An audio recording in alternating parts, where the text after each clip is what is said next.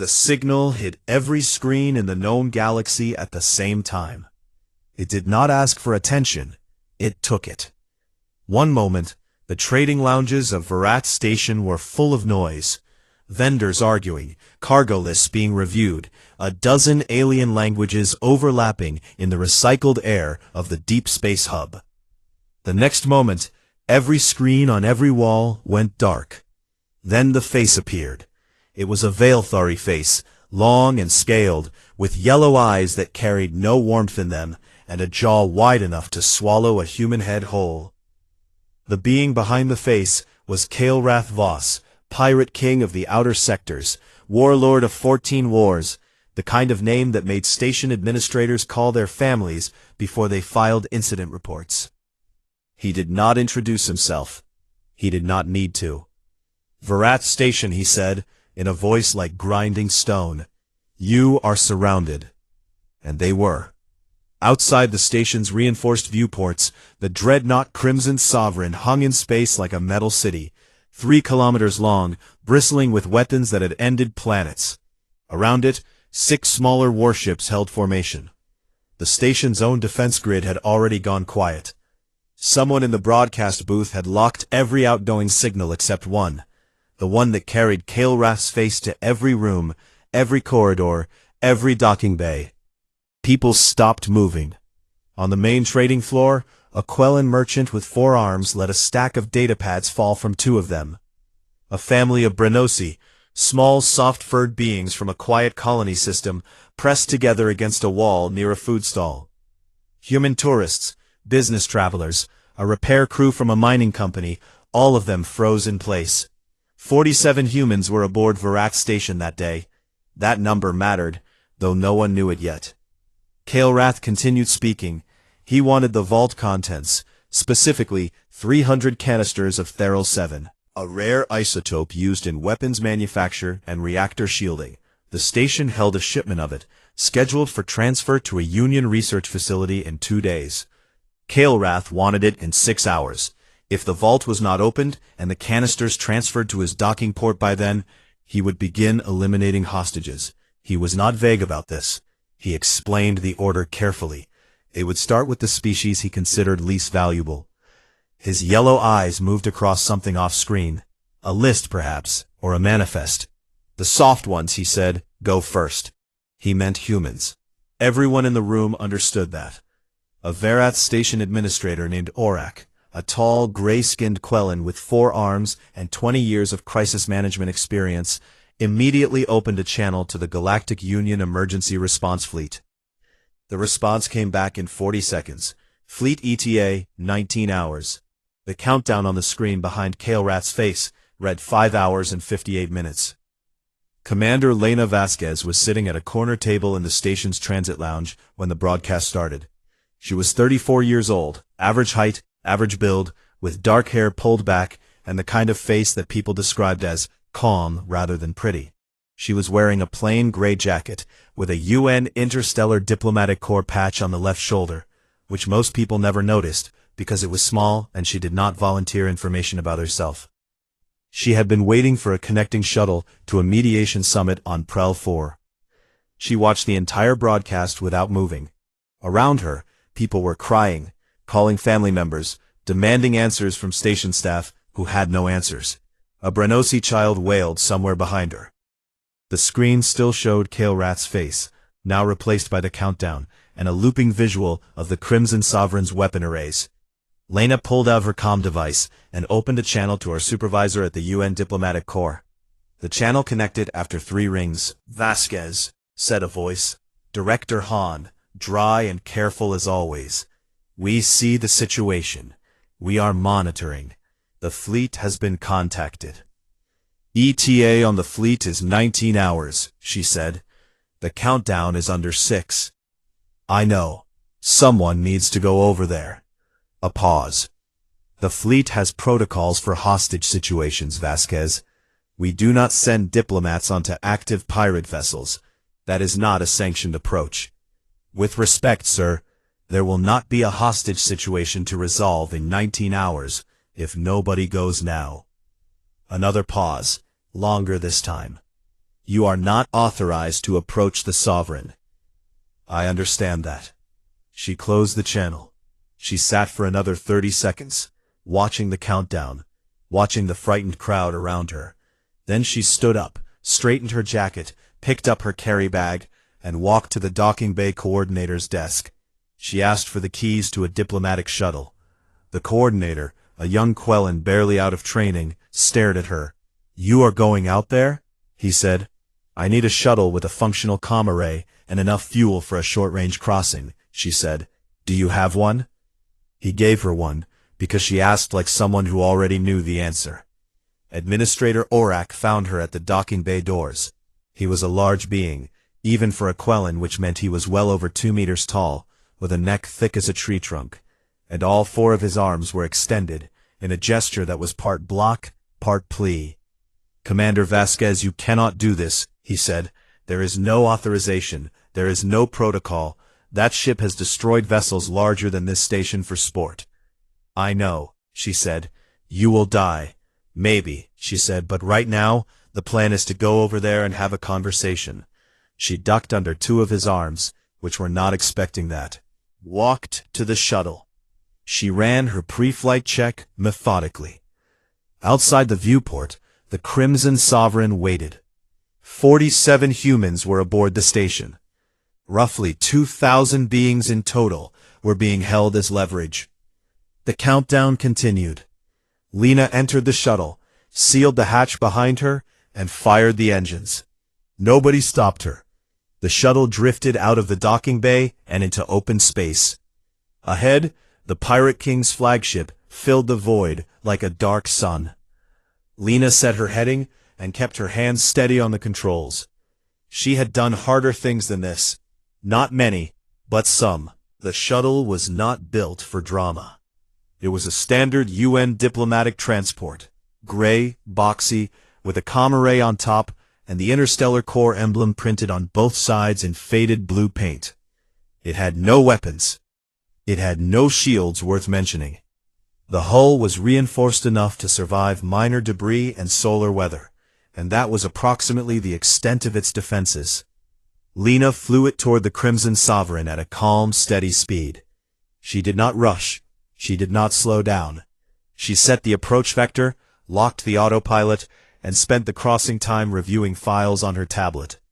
She had pulled everything available on Kael'Rath Vos from the UN Intelligence Archive before leaving the station. Everything that was not classified above her clearance, and a few things that technically were. He was 204 years old by galactic standard reckoning.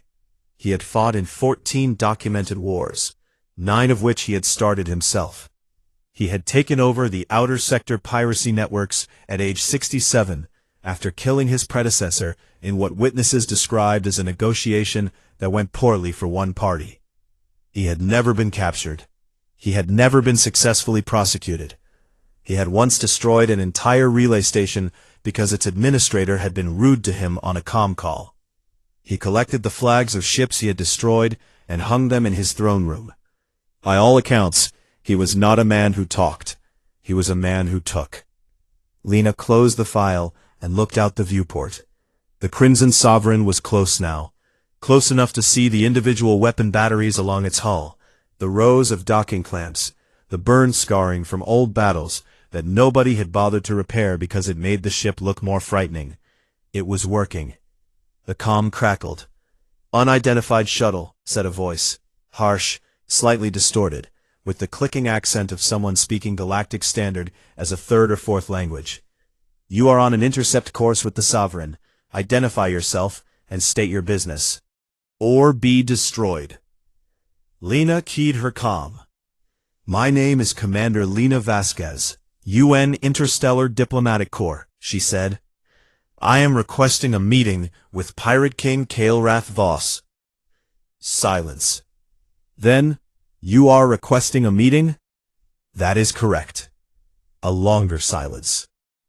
Lena could imagine the scene on the bridge of the Sovereign, the weapons crew looking at each other, someone checking the sensors to confirm that yes, this tiny gray shuttle had no weapons, no escort, no backup.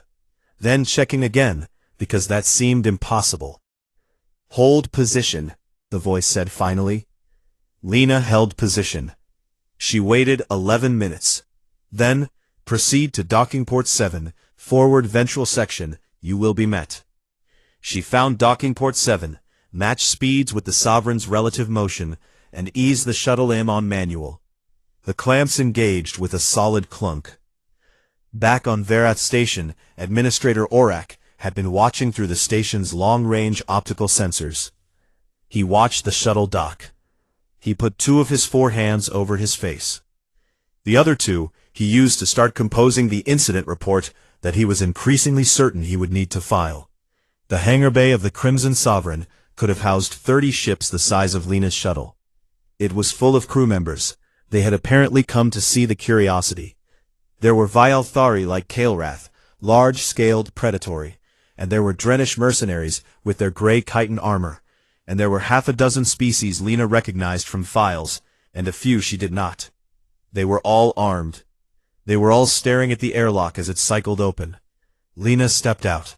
She was carrying her tablet and her UN Core ID badge. She had left her emergency beacon in the shuttle, because it seemed like the kind of gesture that would be noticed and appreciated. Or, at least noted. She stepped onto the hangar deck and looked around.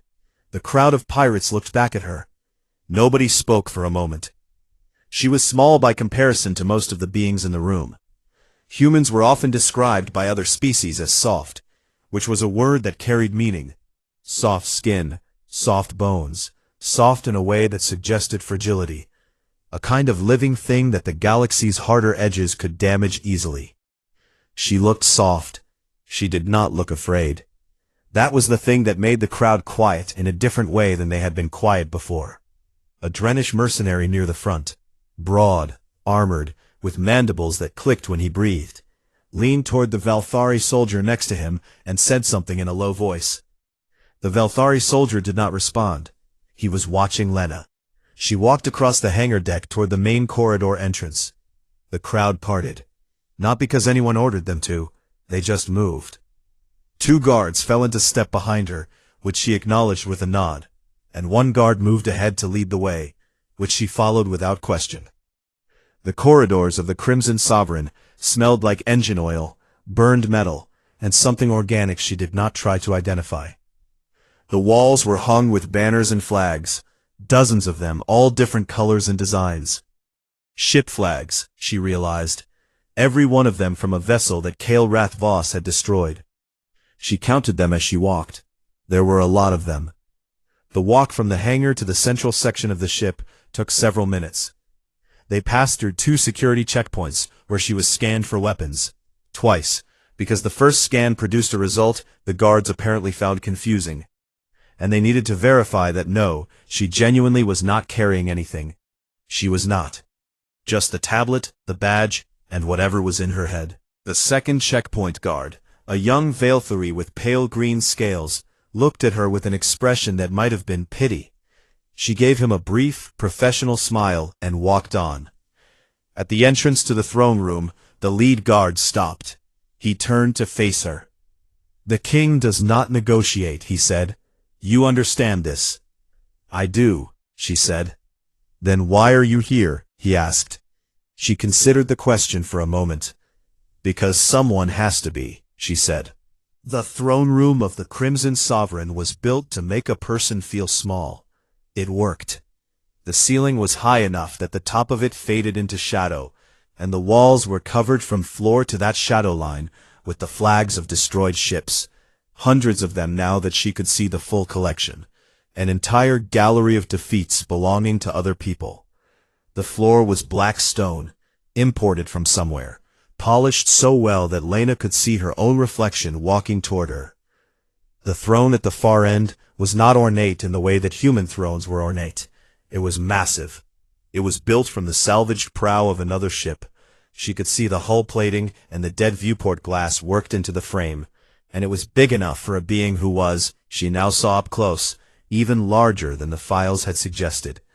Kael'Rath Voss was sitting in it. He was watching her walk toward him. He had not moved since the doors opened. She crossed the full length of the floor under his gaze, and when she reached a reasonable distance, close enough to speak without raising her voice, far enough to not be standing directly below him. She stopped. She did not bow. She had made that decision before she docked. He looked at her for a long time. "A human," he said. "Yes," she replied. "A human diplomat. Correct. Alone, as you can see." His head tilted slightly, which she interpreted as curiosity rather than threat. And then one corner of his wide jaw moved in what might have been amusement or contempt. The file had not prepared her well for his facial expressions. "Sit," he said. There was a chair to her left, small, clearly placed there for exactly this kind of visitor, close enough to the throne to be convenient, and far enough down to be a statement about relative importance. She sat. She crossed her legs, rested her tablet on her knee, and looked up at him. "Have 6 hours to comply with my terms," he said. "You are here to beg." "No," she said. The room got very quiet. There were guards along the walls, 8 of them that she could count. Probably more she could not. A Vilthari woman in heavier armor than the others stood to the right of the throne, watching Lena with flat, careful eyes. That one, Lena noted, was paying closer attention than anyone else in the room. "Then what are you here to do?" said Kael'Rath, and there was something in his voice now that was not quite amusement and not quite anger. "Talk," said Lena, "if you are willing." "I do not talk." "You are talking now." He was quiet for a moment. Then he said, "I could have your ship destroyed." "You could," she agreed, "but you didn't, which is why I think this conversation is worth having." She watched his face. He was thinking about something. She let him. One of the things that people who had not done crisis negotiation often misunderstood about it was the role of silence. They assumed the person who talked less was losing ground, was backing down, was afraid. In reality, silence was the most useful tool available, because silence let the other person fill the space with what they were actually thinking.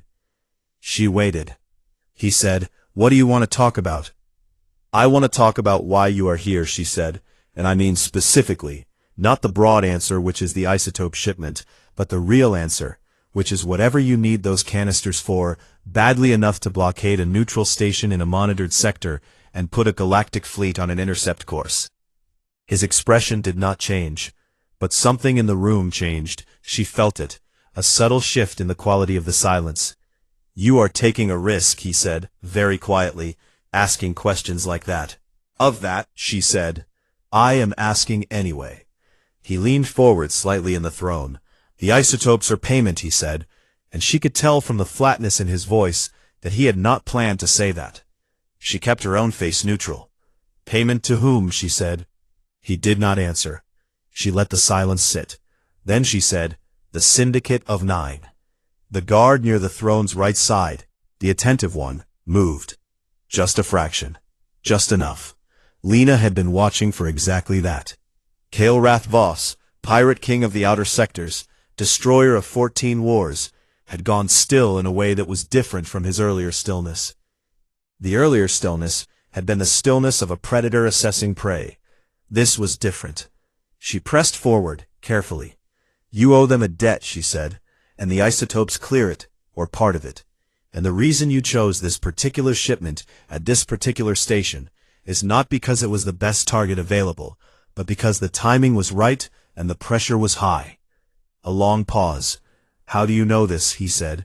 "Because I read the intercept reports from the last 4 Syndicate transit routes," she said, "and your ship appeared as a passive tag in 3 of them, always at the edge of monitored space, always at intervals that match Syndicate collection schedules, and because nobody moves through Syndicate space without paying the toll, and you have been moving through it for 11 years.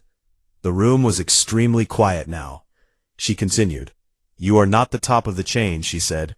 "You are a very powerful link in it, but the Syndicate of 9 owns your access to the outer transit lanes, and if you do not pay them, you lose that access. And if you lose that access, your entire operation, the raiding routes, the supply chains, the fuel depots, collapses inside of 2 years. You are not threatening Verath Station because you want to," she said. "You are threatening it because you have to." Kael'Rath Voss stared at her. Then he said something in Vialthari to the guard to his right, the attentive one, and the guard replied in a voice too low for Lena to hear. He looked back at Lena. "You are going to offer me something," he said. "Yes," she said. "The UN does not negotiate with pirates." "That is the official position," she agreed, "and this is not an official conversation." "What are you offering?" "Intelligence," she said. "Specifically, we have 17 months of covert syndicate financial routing data, communications intercepts, and the real names behind 4 of the 9, names that in the right hands could be used to leverage those 4 individuals into positions they would find very uncomfortable." She let that sit for a moment. "If you had that information," she said, "you would not be a debtor anymore, you would be a creditor, and I suspect you understand the difference better than most." He was quiet for a very long time. "In exchange," he said finally, "all hostages walk," she said. "The blockade ends, and you are gone before the fleet arrives." Another long silence. She waited. The attentive guard said something again, low and quick. Kael'Rath turned to look at her. Then he looked back at Lena. "I will consider it." The considering did not take long. That was the problem. The attentive guard, whose name Lena would later learn from a filed report was Sora, and who held the rank of second in command aboard the Sovereign, stepped close to Kael'Rath and spoke quietly for nearly a full minute. Lena watched their body language. She had been watching Sora since she walked in. There were things you learned about a room that had nothing to do with what was being said out loud, and one of them was where the actual power sat. In most rooms, the person at the center was the power. In this room, the person watching from the side was the one she needed to watch. Kael'Rath listened to Sora. His expression moved through something she could not fully read. Consideration, irritation, and then a cold settling, the way a face looks when a decision has been made that the person making it does not particularly enjoy. He looked at Lena. "The deal is rejected," he said. Lena did not move. "You came here uninvited," he said. "You asked questions I did not offer to answer, and you now possess information about my operations that I did not choose to share." He stood. He was very tall standing. "You will not be returned to the station," he said. "You will serve as demonstration of what happens to those who mistake curiosity for courage." The guards along the walls shifted. Lena stayed still. She looked at Sora. Sora was looking back at her with the slat, careful expression of someone who had already won, and was simply waiting for the board to be cleared. Lena understood the situation exactly. She had walked in knowing this was a possible outcome. She had also walked in with a second option. She turned her head slightly toward the room at large. She did not raise her voice, but she made sure it carried. "Before we proceed," she said, "address something for the benefit of the crew." A guard grabbed her arm. She kept talking. "Second-in-command Sora has maintained a private financial account in the Hestral colony system for the past 3 years," she said. "The account number is 7714 Keth 22 Vos Null, and it currently holds approximately 9 million Union credits drawn from skimmed percentages of 17 raids conducted under Captain Kael'Rath's flag." The guard stopped pulling. Sora did not move. Lena continued. "The account is registered under a false identity, merchant designation Harva 3, but the transaction patterns trace back through a relay at Outer Post 14, which is logged in the Syndicate's secondary routing archive, which, as I mentioned, the UN has had access to for 17 months. She looked directly at Kael'Rath. "Sora has also been in contact with Syndicate representatives about a proposed transition of sovereign command," she said. "The proposal involves facilitating your capture by Union forces in exchange for guaranteed safe passage and operational immunity." The room was silent in a way that rooms are only silent when everyone in them stops breathing at the same time. Kael'Rath turned to look at Sora. Sora's careful expression had not changed. That was actually the tell, Lena thought. A person who was innocent would have reacted, would have spoken, would have been outraged. A person who was calculating was still calculating. Kael'Rath said one word in Velthari. Sora moved. She moved fast. Velthari reflexes were not something a human could match, and Lena did not try, drawing a sidearm from under her armor in one motion and leveling it. But she leveled it at Kael'Rath, not at Lena. The human is lying, Sora said, very calmly, and you are making a mistake listening to her. Kael'Rath looked at the weapon pointed at him. He looked at it for approximately 2 seconds. At Sora's face. You are not denying the account, he said. I am telling you the human fabricated. The account number, he said. You are not denying the account number. Sora's expression changed then. Just slightly. Just enough. The first guard through the door was one of the wall guards, who had apparently had enough loyalty to his captain to move despite the weapon. The second was Kael'Rath himself. Lena was already walking. She did not run. Running attracted attention, and interfered with the kind of calm that she needed to maintain if she was going to get through the next 4 minutes. She walked at a brisk, purposeful pace back toward the corridor. Behind her the throne room erupted.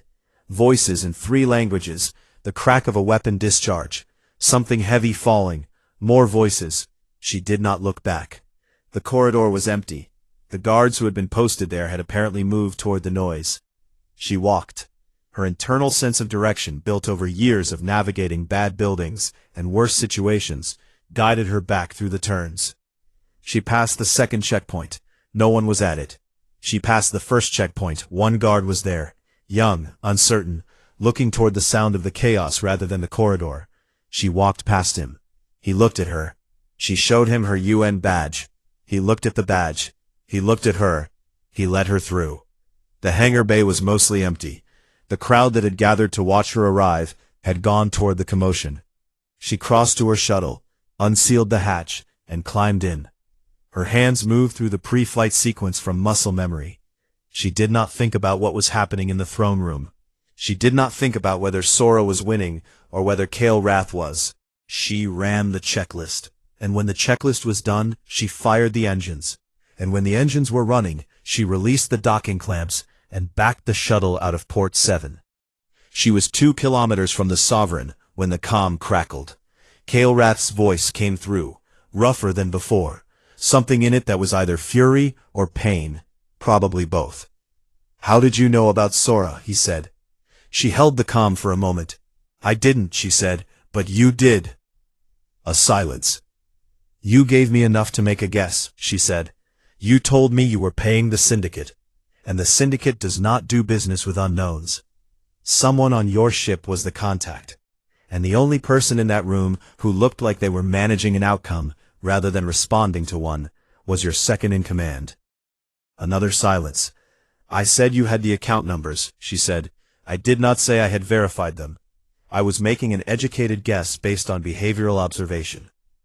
The silence was very long. The account is real, he said finally. I know, she said. I found it in the routing data. I did know about it. I just did not know if you knew, and I needed you to ask the question yourself, rather than believe my answer. She could not read his silence over a comm. She waited. The blockade is lifted, he said. Thank you. Do not thank me, he said. I am not doing this for you. I know, she said. The channel closed. Ahead of her, the lights of Verath Station were growing larger. The docking bay doors of Verath Station opened before she asked. Someone had been watching. She brought the shuttle in slow, matched the clamps, killed the engines, and ran through the shutdown sequence in the same order she always did, because procedure was the skeleton that held the rest of it up. When she unsealed the hatch and stepped out, she was not prepared for the sound. It hit her before she cleared the airlock. 2,000 beings make a lot of noise when they are relieved. The docking bay was full. Not just the bay, the corridor beyond it was full, and the crowd pressed forward in a wave of bodies, voices, colors, and movement that briefly stopped her walking because there was nowhere to walk to. Beings she had never met were in front of her, behind her, on all sides. A Brenosi mother was holding her child against her chest, and both of them were making a sound that Lena recognized as the Brenosi equivalent of crying. A high, sustained note, that under other circumstances might have been singing. The Quellan administrator Aurak was standing near the front. He had 4 arms, and all 4 of them were extended toward her. She let him put 2 of them around her shoulders because it seemed like the right thing to do, and because he looked like he needed somewhere to put them. He said several things in rapid Quellan that her translation implant could only partially keep up with, but the meaning was clear enough. Behind him, the docking bay coordinator, the young one who had given her the shuttle keys, was standing with his tablet held loosely in one hand, completely forgotten, just watching. She saw the repair crew from the mining company near the back of the crowd. She saw the human business travelers, the tourists, the 47 faces that had been on Kael'Rath's list. She saw all of them, still there. Outside, through the station's hull sensors, the Crimson Sovereign was already moving, pulling away from its blockade position, gathering speed, heading for the outer lanes. The 6 warships moved with it. In 3 hours, they would be beyond scanner range. In 6, they would be gone. Aurak finally found words in Galactic Standard. "You walked back in," he said, as if still not certain this was real. "You walked back in and they let you leave." "The situation resolved," she said. "How?" he said. She thought about how to answer that. "Kael'Rath made a decision," she said. "What decision?" "The right one," she said, "for his own reasons." Aurak looked at her for a moment. Then he said, "You went over there alone, to a ship that has destroyed stations twice this size, with no weapons and no backup, and you came back?" "Yes." "With everyone." "With everyone," she agreed. He made a sound she did not have a word for. Nearby, a cluster of Drenish traders, who were, as a species, not generally given to outward displays of anything, were standing very close together, in a way that suggested they had been standing that way since the broadcast started, and had not quite managed to stop yet. One of them looked at Lena with large, compound eyes. She nodded at him. He made a gesture she did not recognize. She nodded again anyway. The UN fleet arrived 42 minutes later. Their approach signal came through on the station's main comm array, and Fleet Commander Astor patched directly to the station administration office, where Lena had gone to file her report. "Veras Station, this is Fleet Command. We are reading the Sovereign has withdrawn from sector. Can you confirm the situation on the ground?" Administrator Aurak was sitting across the desk from Lena. He looked at her. She gestured for him to answer. He cleared his throat. "Fleet Command," he said. "The situation has been resolved. All hostages are accounted for. No casualties. The blockade is lifted." A pause from the fleet commander. "Resolved how?" said Commander Astor. Another pause. Aurak looked at Lena again. She was writing her incident report, and did not look up.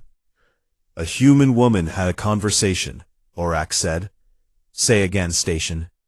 "A human woman," he said slowly and carefully, "had a conversation with Pirate King Kael'Rath Voss, and the situation was resolved." The silence from the fleet channel was the kind of silence that came from a room full of people, all trying to process the same information at the same time. "We are still approaching," said Commander Astor finally. "We will want a full debrief." "Of course," said Aurak. He closed the channel. He looked at Lena. "They are going to have a great many questions," he said. "Yes," she agreed, and kept writing. 3 weeks later, a sealed message arrived at the UN Diplomatic Corps office, addressed to Commander Lena Vasquez.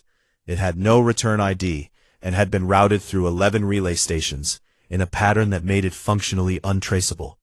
She opened it at her desk. It contained 6 words and an account number. The 6 words were, "Send her again, and I will talk." The account number was 7714-Keth-22-Voss-Null, the same one she had named in the throne room. It had been emptied. Whatever Kael'Rath had done about Sora, he had done it, and the account was now at 0, and he had apparently wanted her to know that. She read the message twice. Then she set it down and looked out her office window at the city below, the ordinary human city, with its ordinary human traffic, and its ordinary human noise. Somewhere beyond the atmosphere, somewhere past the moon, somewhere in the deep and enormous dark that she had flown into once without knowing if she was coming back. There were 14 wars worth of wreckage and a pirate king who had agreed to talk. She picked up her coffee. It was from the vending machine in the hallway. It was terrible. She drank it anyway. Her colleague Dara leaned in the doorway. "The Intercept networks are running a story," Dara said. "6 alien news agencies. They are calling you the Unarmed Ghost. It is apparently trending on the Galactic Infonet." Hestral Bureau ran a profile piece. There is a quote from an anonymous Vialthari crew member saying you walked through the Sovereign like you owned it. Lena looked at her coffee. "They were surprised," she said. "By what?" "That someone came," she said. "Most people do not come. They wait, they calculate, they decide the odds are too bad, and they stay where it's safe. And then things happen that did not have to happen." Dara was quiet for a moment. "And you just went?" "Someone had to." "It could have gone the other way." "Yes," she agreed. "It could have. All those stars up there. All those impossible, enormous, ancient things. All those wars and warlords and weapons and fears that the galaxy had built up over centuries, layer by layer, like scar tissue. And in the middle of all of it, small, soft, slow human beings who had learned, in the hard schools of their own history, that sometimes the most dangerous thing in a room was not the biggest weapon, or the longest record, or the oldest name. Sometimes it was the person who came in alone and was not afraid to ask the right question." She finished her coffee. She set down the cup. Outside, the city moved.